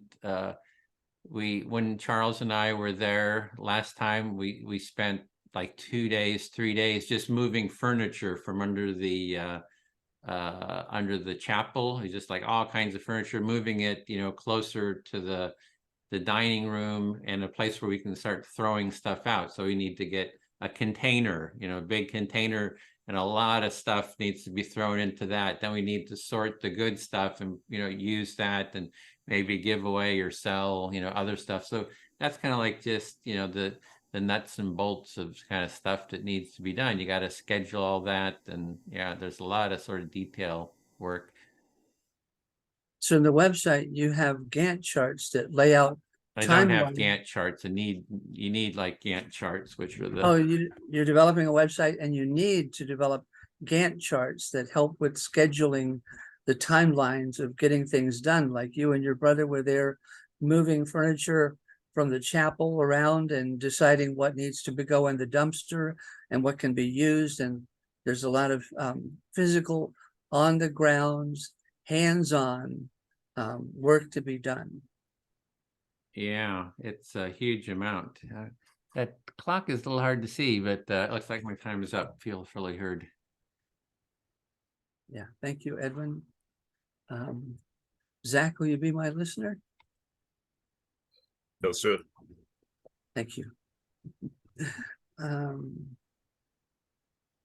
Yeah, it's a lot to envision. It's just a lot. Taking in the whole vision. Yeah, and I see it as a shared opportunity where there's a lot of hands on deck sharing. It's not done by one person, but it's a shared activity. Yeah, it's way too much. It's not possible for one person, but this is collective. It's shared. It's a community activity to do this. Yeah, and I think Gantt charts would be very helpful. Okay, and you're pointing out like the usefulness of Gantt charts in like tracking out timelines and projects. Right. I think it's one of the great computer developments is to have these timelines that you can edit, you can adjust, and you can put more energy into a project if it's not being accomplished by its timeline. Yeah, timelines change. And so being able to change those timelines according to the realities is useful. It's good. Right. And I really enjoy, the practical aspects that Bill is sharing with each task. It comes down to somebody's got to put their hands on that chair if it's going to get moved. It's not going to move itself. Yeah, so you appreciate Bill being nuts and bolts about it, and going into specific problems, to-dos that need to be accomplished. And I enjoy listening to Lou's vision, kind of bringing, a kind of an above the battlegrounds vision of the whole project. And at the same time, you're appreciating Lou doing like the higher order visioning discussion as well. Yeah, and Edwin's willingness to take on this dream of a lifetime and be willing to work through whatever anxieties present themselves. Yeah, you're just sharing respect for Edwin's leadership and even like taking this on and navigating like the anxieties and fears and kind of bumps that are completely inevitable in this kind of journey. And people like Zach that just appear one day out of nowhere and have all of this expertise in the whole shebang. Fair, yeah, and appreciating me, who shows up, for the first time in some months, out of nowhere, and that I'm just engaging energetically. Yeah, and as this vision keeps growing and becoming known, it just more and more energy will show up to get the job done. Yeah, and kind of taking all of these examples of different people like in this setting right now, like these examples show like kind of that momentum as like people will continue showing up and doing the thing, making this happen. Right. And the evolution of this dream as it manifests will be inspiring to more and more people who hear about it. Yeah, and that as this momentum keeps building, more people will become exposed to what we're doing here, and growth is in front of us. It's just going to keep on manifesting and reiterating as part of what I think I'm hearing too. Like the dream keeps changing throughout that. Yeah. And I love Edwin's idea about the gardening and kind of tier steps along that hillside. I love that vision. Yep, and yeah, and you're just like, yeah, you're loving on the gardening aspect, and you said like tier steps, and like kind of Edwin's like affirmation of that. Like, okay, we can do some terrace gardening, and yeah, stuff there. Exactly. I'm envisioning like these boxes, these gardening boxes that are, you know, elevated so you don't have to be on your knees to do the gardening. You can stand and do the gardening. Yeah, so that these gardening boxes should be elevated enough so that people who don't want or maybe necessarily comfortably able to get on their knees to garden, that they can access just like everybody else. Thank you, Zach. I feel fully heard. My pleasure. Thank you. And Edwin, can I Listening. hit you up? So Yep. oh man, Edwin, I remember like, some years ago, like over a number of conversations, us chatting about like nonprofits and incorporating, and definitely remember kind of like, weighing those pros and cons, and like, man, are we like scaled yet? Is there enough fundraising that would happen to justify a nonprofit? Like, and to hear you like disclose that, like, yep, nope, we got an LLC, we're doing a foundation. I'm like, seriously, dude, like, I'm so excited. Like, great job, bro. Like, like it's that's Yeah, you're awesome. really excited because before we had talked about, funding organizations, nonprofit building, and then you're hearing that sort of an actuality now. It's like, it's real. It's not just speculation. It's turned into something real, and you're like really excited about that. Yeah, man, totally. Yeah, and I think, there yeah, everyone, I have so much respect for you, and it's like, I think that like your leadership of like this foundation, assuming you would serve on the board and like be part of the foundation, like, I think you know it I think it's gonna be great. I think your leadership is going to continue to be warm, inclusive, radically inclusive, as even you're doing with this visioning process, and that you know personality and culture that you bring to the table being channeled into an incorporated entity is it's going to be awesome, because we're going to be able to build these systems, and more and more people will be able to click in and participate. So you really feel that sort of my personality or leadership, kind of an open, inclusive one, will translate into the organization and kind of be able to build on that. So you're kind of appreciating that as sort of a foundation for the organization. Oh yeah. Like, it's like it's worth saying like out loud, even though it's like totally implicit, that it's like Edwin, like, you have like my unconditional trust that like you're not going to like turn into like an evil, selfish person. Like, like, you have my complete unconditional trust on that, and and that's totally part of the excitement, right? Because we live in a society where we do have a lot of corporations that do damaging things, that don't necessarily act in the public interest or in the interest of their customers or their employees. And I just think it's a really good thing whenever anyone founds a for-profit or a nonprofit company with really good intentions and mission at heart, because the good part of having these entities is that they give us good legal boundaries and financial structures to scale and to accomplish important missions that we want and need to accomplish. So you're appreciating sort of the intention of the center and the intention that I bring to it, as well as the legal structures that are there for a reason, that they create certain boundaries and have benefits that to kind of bring that energy, I guess, maybe the energy into the world or.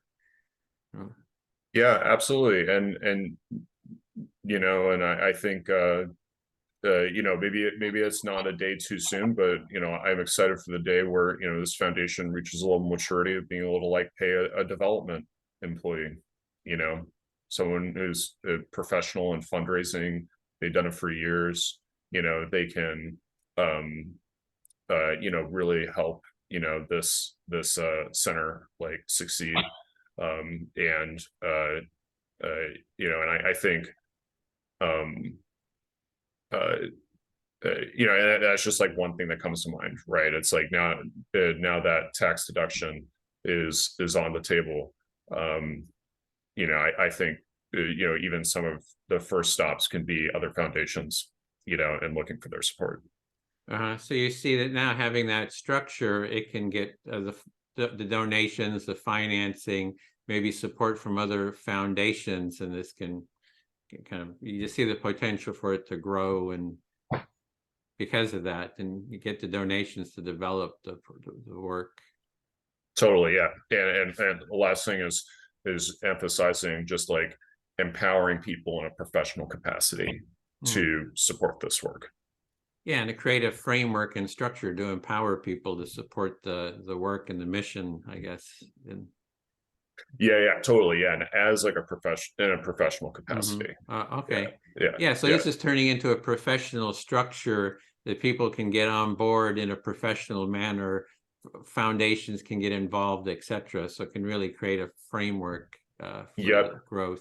Absolutely, yeah. And that volunteers are still, I'll leave it here, as volunteers are still super critical and core. And at the end of the day, like volunteer leadership and contributions is like, that's core of the movement. But adding that, you know, that level where, you know, we can start getting, you know, organizers, fundraisers, people who can be paid on a part-time or full-time basis, and they can make this their career. That's the next level. Yeah, it's done a lot with volunteers, but this is like a structure. People can get paid, they can make a career out of it, and you're just seeing the benefits of having that core.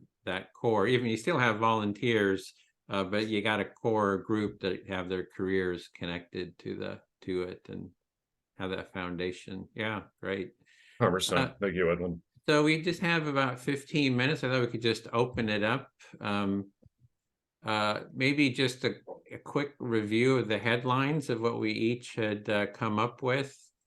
And I'll just start with that. So it was, on my list was hold online visioning empathy circles, which is what we're doing.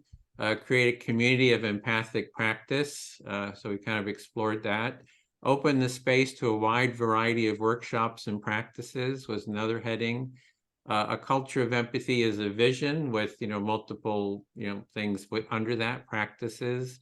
Why is empathy core of creativity and innovation? Human-centered design, it connects with human-centered design and creativity and innovation.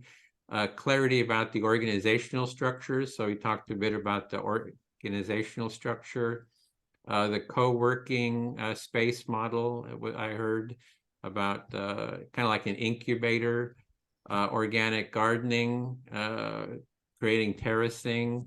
There is a shared team that is needed, team to work in person and online. And I didn't mention this, but in the books, in the nonprofit books, they talk about creating specific projects. So it could be like a Center for Democracy and Empathy that somebody kind of leads that project, and then funders can fund a project, you know, directly. It's kind of like what you're saying, right? Or Center for Peer Counseling. So somebody's leading that, getting paid, and then donors can actually donate for those projects. And, you know, empathic conflict mediation, restorative practices can be. So those were just some of the things that I kind of heard and kind of wrote down. So I thought maybe we could just go, Lou, you were next on the list. What pops up for me is the virtual and hybrid programs, you know, whether that would be an element of what's the center. all the other things I think I talked about, I think you mentioned already. Okay, and Bill? Yeah, it all sounds good, and I thought that I just feel that this is coming to fruition, and I'm just kind of working to see where all the parts fit and where I might be helpful. Great. And Larry, kind of your outline of what you heard and on your And list. I still like the organic gardening idea. I think it goes in line with the garden within and the garden all around us that sustains us, and the kind of the respect for that nature within and without. And then the second one was an intentional community where we're living our intention of an empathic way of life. And then the third one was to be an educational center, initially thinking for local colleges, providing possibly CEU courses, maybe on center, which would be addressing something Lou was sharing about, why have the center there? Well, come to the center for the CEUs and enjoy the garden and the intentional community. It's all there. And that can be shared online as well. So those three things. Thank Right. you. Well, I meant just that for the 501c3, there's different categories, and the one that we would be coming under is educational. So we really have to build up, for legal reasons, for 501c3 for the IRS is really be promoting, focusing on the educational aspect of it, and then everything kind of fits under that empathic education framework. Yeah. And Zach, you had a bunch on your list there. Yeah, totally. Yeah. So just encapsulating, talked about professional integration, talked about like incubation, basically, incubating for startups. Didn't really go into that too much, but it's like, for-profit and nonprofit ventures that are in alignment or producing goods and services that take advantage of reflective listening, take advantage of making this behavior more common in human society. And one thing I didn't really get to touch on, but just briefly, is because it's so expensive to travel to California, I definitely believe in support, fundraising, funded trips, scholarships for non-US residents. I think that would be a really substantial contribution to the growth and stability of democratic institutions around the world. If we have activists, who are advocates who are coming from, all around the world, and if this work, benefits them, could benefit their activism, then seeking funding to get them here, so that they feel like not just getting the training, get the education, but so that they feel fully included in this global network, that they're a part of it, and they're leading it. So we'll stop there. Okay. So what do you think's a good next step? We're going to be holding these circles, for a while I find it's good for, kind of community involvement. Now I'm reaching out. I mean, this is great. This has been one of the funnest circles, because everybody here is sort of really, is based, grounded in the vision. And so this is really great to connect with everyone who visits. The other circles have been more at the community, Santa Barbara. They don't have understand quite yet the vision of the space, and you all really understand the vision and really behind it, of the empathy, culture of empathy. So any thoughts on sort of next steps? I don't know, Zach, any? Yeah, I mean, I would say, and I would definitely be interested in supporting, really like getting the nonprofit running and getting its operations going. It sounds like there's a lot of building and construction that needs to occur on the site, and it can be hard in the short term to articulate specifically, specific plans for the site. But at the same time, there are probably lots of different options to, minimally develop the site so that it, feels warm and habitable And, basically what I'm pointing out is, basically try to launch some kind of programming, as soon as reasonable, essentially, because, when we'll learn so much from just people being there and their experiences and how they're even using the space. And based on, those experiences, that'll tell all of us a lot about how the site should be further developed and what the programs are going to look like. Right, Larry, kind of next steps, what do you envision? Well, keep on having these virtual meetings and develop that, and listen to Bill with what are the logistics, the brass tacks to be addressed, and keep sharing this so that the vision becomes the inspiration that brings more participation. Okay, thanks. it. Bill, any kind of practical or next steps? Sure, yeah. Practically speaking, very much in line with what Zach talked about as far as what do you need to do to get a small group in there and then do a prototype, empathy circle event. It could be training, could be not, or it could just be, a bunch of facilitators who are coming together and experiencing space and doing that. So I think that I understand there's practical things to do for the nonprofit and things like that, and that's beyond my pay grade. So I don't quite understand where that might need to be done first before that other stuff happens. But I think it also is important to simultaneously try to get a group there, get people experience there, have a small workshop and things like that, and see how it all fits together. I think that's the beta testing that I got from Zach. Thanks.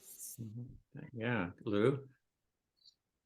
Yeah, I mean, I think you're doing a lot of the right things. So you've already got a lot of tasks that you're doing. So creating the nonprofit, holding the empathy circles, getting the input from people, building relationships.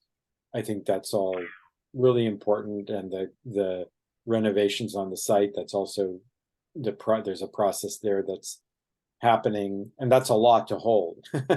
So I think you have a lot on your plate right now. I do think one thing I can think of is if you haven't already started gathering emails and contact info for the people that you come into contact with, who are practitioners of various kinds of things that could happen at the site.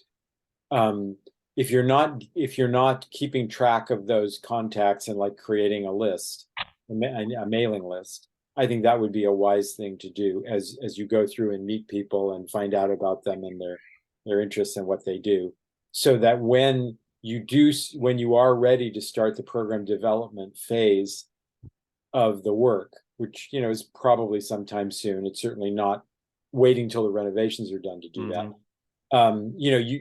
You've been building a list, and you have a list of people that know you to some degree already, that you're reaching out to as kind of in a follow-up way to look at whether they would actually like to come do something at the center, and if so, what would that be and what time of year, and so you could start program building. You had mentioned about holding like a community event. We had talked about that. Just from what Zach is saying, we could think about, I'm not quite sure when, like, I think Zach had been wanting to go down there, and you kind of go in that area. I don't know if Bill is willing to travel. It's quite a long trip. It's 7 hours, but that we go and actually do like a little mini workshop just to get the ball rolling as a way to, you can stay there. There's plenty of room. There's no curtains on the windows, there are bathrooms. It's all kind of working.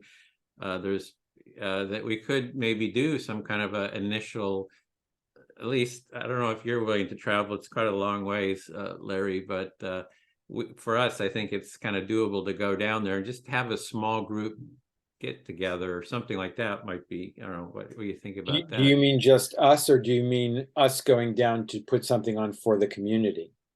At first, I'm thinking just us, kind of doing something, but it could, when Charles and I went down, we just sent out an email, invited the community, just gave them 1 day notice, and 8 or 10 people showed up.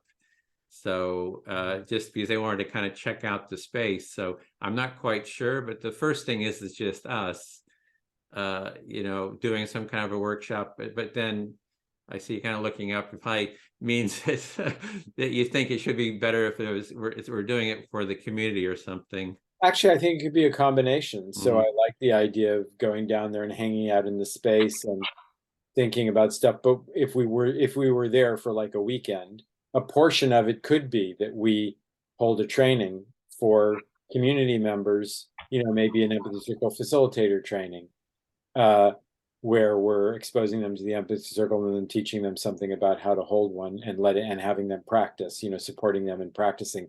I think that would be, I would say that if I went down there and spent a weekend there with us all together, that would be great. And having the community come and presenting something that would make it more meaningful. Yeah. I think it would also, yeah, so that's what I would advocate for. Okay, so it's just a matter of kind of thinking. I'm not quite sure when the time would be, because I do want to get through this nonprofit stuff, get that rolling. And there's a lot of cleanup to do, but we could actually be doing this. There is a room that's like the library that is, space for doing something that's like there's still a lot of junk, a lot of stuff to be cleaned out, but even before that's all hauled away, we could be doing something. So I'll just kind of think about it and discuss. Yeah, Bill. Yeah, everything sounds great. The only thing is maybe reaching out also to some of the local people like Crystal. There's Sally. There's some other people around here, just to have a little bit more of a, Oh yeah, expand our female, numbers yeah, well kind of and get more diverse. Yeah, Yeah, background. yeah. And, I know that Dwayne, he was in Japan, but he lives in Las Vegas, so that might be doable for Oh, him. okay. And then Linda could maybe fly. I don't know, but in other words, just kind of open it up to more of the facilitator group a little bit more. Right. Yeah. Yeah, Okay. Well, you need to think about what size group you would want there. Right, right. And what size group can actually stay there, because I know there are a lot of rooms, but I don't know what kind of shape, how many spaces there are actually that people can inhabit. So yeah, there's a lot of like old mattresses. I just grabbed one. It's the rooms are okay. The structure is I've got to gotta go. go. I've got, Okay. I've got another thing, and I just realized this afternoon, so I'm late for it. So Great. I'm Okay. sorry, but I See gotta you. go. All right. I'll just Great to check see in everybody. with you. Lou. Thanks, Lou. Talk to you. Thank you. So in terms of the space, let me just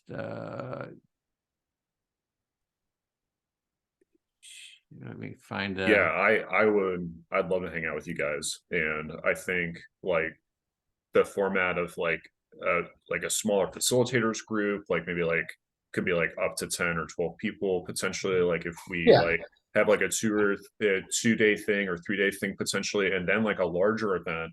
And I think it's totally fair to set the expectation that like, hey folks, we're just like kind of throwing something together here just to try something out.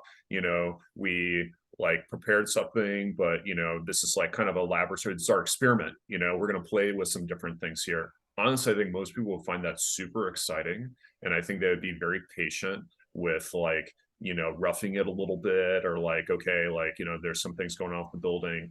Honestly, I think most people won't care, and it would be a good time. Like if we're camping a bit, and like by all means, like should try to get like some of the yeah, you get what I'm saying. So yeah, the rooms right now are very bare, so it is sort of camping in that sense. There's no beds. There's tons of mattresses, but they're old. They're like, some of them are really, really raunchy. Trying to pull out the best ones that we could have sort of they're just thrown, just the mattresses are just thrown on the floors of the renovated building. There's one building, if you saw the map.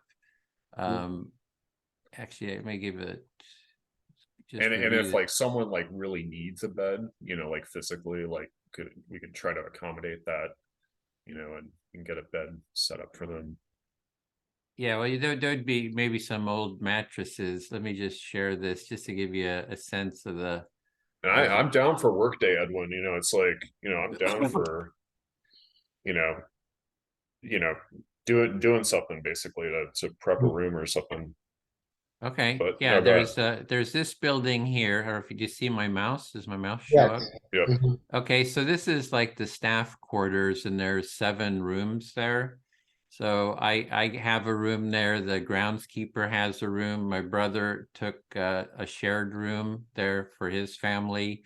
So there's a couple, you know, extra rooms there.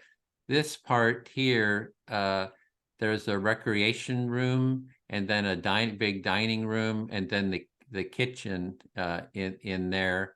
Mhm. So you know, so the kitchen's not really functioning, you know, really. I mean, some little bit of cooking might be able to be done, but you know, it's not for really serving people. Then there's this building here, which was called the Sisters Residence. So this is where all the priests lived, you know, the top of the hierarchy of the Catholic, you know, seminary. They had nuns living in this building. There's another 7 rooms here with 2 rooms share a bathroom. And so that there's like 7 people can stay there. And then there's a nice little workshop room in there too. And then these 2 buildings need serious renovation. But at this one end, there is a library that's had been used for AA meetings and stuff. And then this is the chapel. And let me see. There's another view of it. Mhm.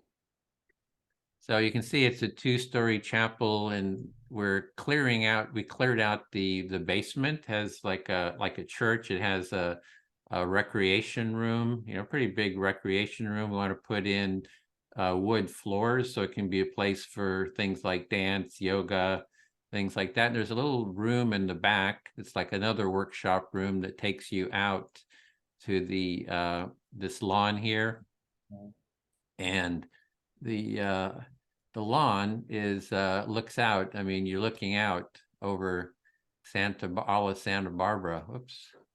So it's a pretty good view of Santa Barbara, the ocean, and then the islands behind there. And then there's so these are the buildings that need renovation, whereas these behind here have been renovated. So is that left one that's in front of us the dorm? Are those This dorms? one? Yeah. Yeah, this is a dorm. This had been classrooms here.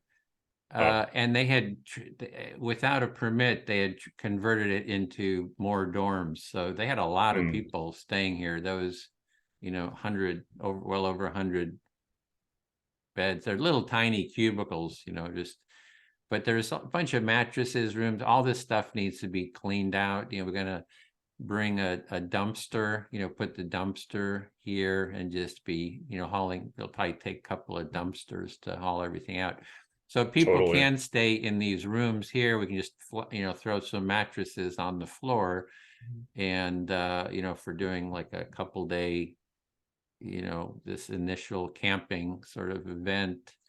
I didn't want to make it too big, but you know, kind of our Mhm. core group What's here. that barn in the back? Oh, Kind of looks like it's a basketball court almost. It is. Pretty it big. is. It It's is a basketball court? Yeah. It is a gym. Oh, yeah. So Okay. this is That's a sick. huge gym. Oh, that's Yeah, awesome. it's like this is like a, and so it has 2 basketball courts in it. And then it has 2 rooms in the back, like with weights and that kind of stuff, exercise equipment. So it had Oh, been wow. sort of a center for yeah, they had basketball games, sport youth groups had come there, done stuff. So Where's the is there like a facilities building? Like where like utilities are going on and stuff, or yeah, is that's it distributed? yeah, it's kind of, yeah, you mean like where the facilities manager would be doing their work and stuff? Yeah, yeah. Is it that little square guy? That is Or a garage, and that's that a would garage? probably Okay. be it, you know, All that's right. right now, I think it's a garage for, this is sort of the loading zone for the kitchen, because the kitchen is here, so, you know, loading, food and stuff like that, would they come here, drop stuff off? But I would imagine like a facilities, you need the tools, a whole tool workshop for doing all the repairs, all the gardening tools need to be kept somewhere. It could sort of be used, these 2 garages could be used for that.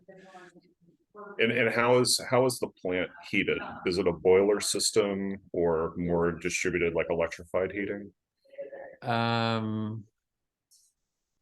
I think it's distributed. I saw sort of these boxes, so this, Oh, it could be like wall heaters no, potentially. No. it's central, and it's kind of a drag because they have 2 heaters. Oops, in this building, they have 2 rows of rooms, and they have just one switch for the heating and air conditioning for each side. So it's central, and it's really hard to control the temperature of your own room. It's kind of and then I've seen kind of in the new area, they had like these little boxes, a heater, maybe it's air conditioner heater together. So there's all these systems that, I don't have any clue really of what all those, there's sewage system, there's water system, there's electrical heating and air conditioning system. It's like, that's all still quite a bit of a mystery that, people with technical backgrounds are going to have to kind of figure out, I love this stuff. Edwin, is your brother have a background in like real estate, or was he's into Seattle stocks. apartments? So Okay, stocks. Okay. Like our family, our father is like if you talk about a property manager or facilities manager, he's kind of the guy, because he can fix anything, but he's 94 years old, so he's not about to go down there. But is his mentality kind of that engineering, able to, any system, he can take it apart, find the problem, fix it, be it, a mechanical thing or a physical thing. So, Charles has a bit of background with that too. So a bit of that technical mindset. But he's kind of a stock market genius. Just day trading is where he made his money. And then he's bought some apartment, some property to develop. And this is kind of, I think, the next sort of property development project. And it was sort of a whim, which we've talked about in other circles, is, he just saw this as maybe a good deal. It's like he was bidding on it. He said, oh, okay, I'm kind of done. Then it said next price meets reserve price, which was $7.5 million. That was like their minimum. They bid up to that. He said, oh, I'll bid one more time. He hit the button, and then he got it. So it's kind of, it's not like this was a big thought out planned thing. It was like, oh, here's a good opportunity. I'll just see if I can get it at a good price. And then I guess he kind of thought, well, now I got this, who kind of can manage it? And he thought, well, maybe I would be interested in managing it. And then we got the whole empathy center that can just scale up and just fit into that center. And we have a mission, right? So it's a retreat center with a clear mission. So yeah, that's just kind of the background. Okay, well, unless there's anything else. Yeah, that's so Owen, do you know when you're going to go down this or next month yet? I think it might be in a couple weeks or so. I'm not quite sure. It's like I'm supposed to be reading this and setting up the nonprofit, and all this other stuff kind of keeps taking up time. So I do want the kind of the paperwork to get started on all this. So 2 or 3 weeks maybe. Okay. I would still love to make that conference. So if it ends up working out, like where you're going to go down, like the week before, the week after. Yeah. Okay, well, we can talk about that then. I hate to be so wishy-washy about it, but it's just, so many factors to, and again, there's nothing there. There's no shades on the window. There's no shower curtains. There's no curtains on the window. It's like grab a mattress, bring your own sheets and blanket, basically. So, Yoga mat. huh? Yoga mat. Yoga mat. Yeah, Yoga mat, bring your yeah. yoga mat and sleeping bag. Okay, Well, well, yeah. to be Yep, continued. I don't want to continue. keep you too long as we're going over. So thanks, everybody. Great to Okay. be with you. Conversation. Take Bye. care. See you, Evan.